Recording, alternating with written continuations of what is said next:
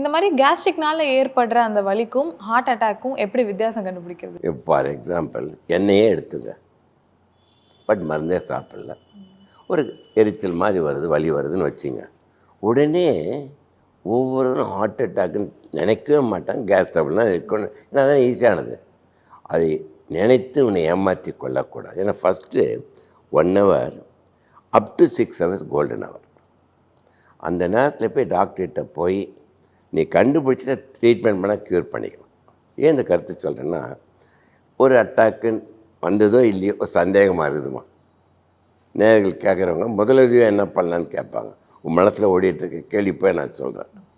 உடனே எல்லார் வீட்லேயும் 350 மில்லிகிராம் ஆஸ்பிரின், எக்கோஸ்பிரின் கிடைக்குது.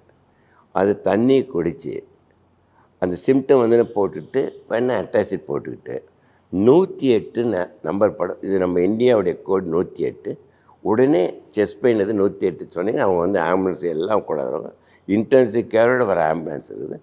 உடனே 1 ஹவருக்குள்ளே எல்லா டாக்டர் அரசாங்கம் சரி ப்ரைவேட் ஹாஸ்பிட்டல் அங்கே போயிட்டீங்கன்னா அந்த கொடுக்குற இன்ஜெக்ஷன்ஸ் பார்த்தீங்கன்னா இந்த கிளாட் ஆகுது இல்லைம்மா, அந்த கிளாட்டை பூரணமாக கரைத்து எடுத்து விடும்.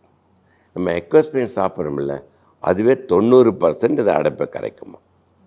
சப்போஸ் ஆஸ்பிரின் சாப்பிட்டுட்டேன், ஹாஸ்பிட்டலுக்கு போகிறேன், இசிஜி நார்மல் ஒன்றுமே இல்லைன்னா அந்த சாப்பிட்டு ஆஸ்பிரினால் கெடுதல் கிடையாது. ஸோ உயிர் காப்பாற்றுறது விலை ரொம்ப கம்மி, மேபி 5 ரூபா 10 ரூபா இருக்கலாம். எல்லா வீட்டிலும் வச்சுக்கோங்க கூட நான் சொல்லிகிட்ருக்கேன்.